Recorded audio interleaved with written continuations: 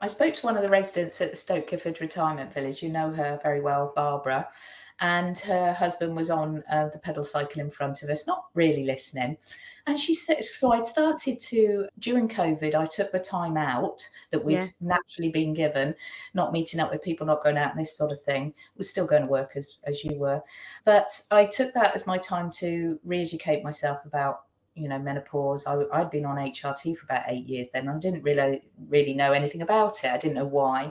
And I was also looking at friends and people around me and clients that I'd been working with, wondering why a lot of them were starting the symptoms that I was looking at the 70 and 80-year-olds at the village who had got those issues, but had those issues and were living with them, down the line, multiple health conditions, high blood pressures, knee joint pains, this sort of thing, and the weight around the middle and that. And they were all coming to me in their 70s and 80s wanting me to try and help them. And I'm thinking, whoa, we need to get to the people in their 40s and their 50s to try and work out what this is, how we can help ourselves before we get to the 70 and 80-year-old.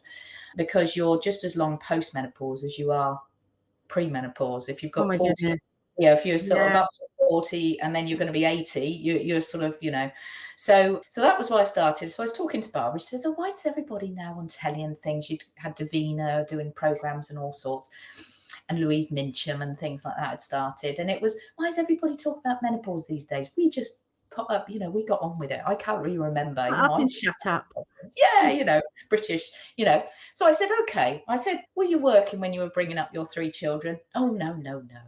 Okay.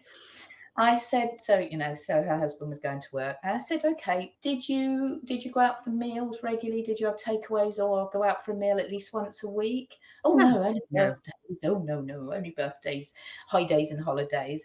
And we had an allotment. And I said, oh, right. So your exercise was the allotment and you cooked your own food? Yes. Yeah, I cooked my own food, usually from scratch, as we did in those days, And I said, oh, so you had exercise as well doing the allotment? And she said, yeah, I didn't have a car. So when my husband she was walked there, everywhere or caught the bus.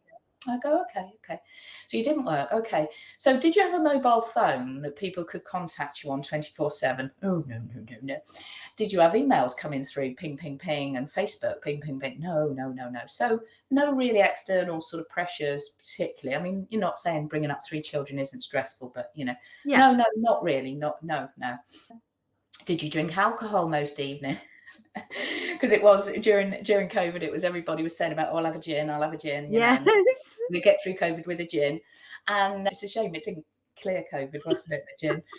And she goes, oh gosh, no, only holidays and, birthdays and Christmases and things like that. I said, so can I just step back and just say, if you've just listened to what I've said, that it's the 21st century pressures, the additional pressures on a time when your body needs to not be having lots of sugar, not to be having alcohol, not to have caffeine, not to have stress, not to have time, to be able to have time out and exercise, but you've got a time to fit the exercise in or walk or do. And I went through, I said, I think it's all these, menopause isn't any different. It's different, as we've said, for every single person, but it isn't any different. It's just, yes, we've finally broken the taboo and actually starting to talk about it. So that's why there's so many people talking about it, which is fab. She didn't talk to her mum about it. She never talked to anybody about it, during her time. But also it's all those 21st century pressures that I've just said about. And she just went, okay, yeah, fair enough. Oh dear, it was so funny. That was an 83-year-old, but she totally got it when I sort of explained it. And I usually say that as like an intro to people that, that's why I look at the lifestyle changes. Yeah. Yes, HRT's part of it, but if you can de-stress, where it's all possible, take time out for yourself. If you can do a little bit more movement every day, just like she was doing, just generally, if you can start to cook more real things than tinned and preserved things, cut back on your sugars, sugar insulin resistance is really bad in menopause. All of these things, drink more water, all of these things that were being done more naturally years ago, but we just, again, are just our lifestyle. I mean, you can stand in any queue waiting for petrol, B&Q, wherever, and there'll be chocolate in front of you. Yes. I mean, how bad is that? Yeah. Wherever you go, we've got food everywhere, haven't we? Yeah. We're never without, you know, which is why people are starting to talk about sort of fasting and giving yourself body time to break from eating all the time and things like that. So yeah, so that's, yeah, sorry, I linked back that somehow, but yeah.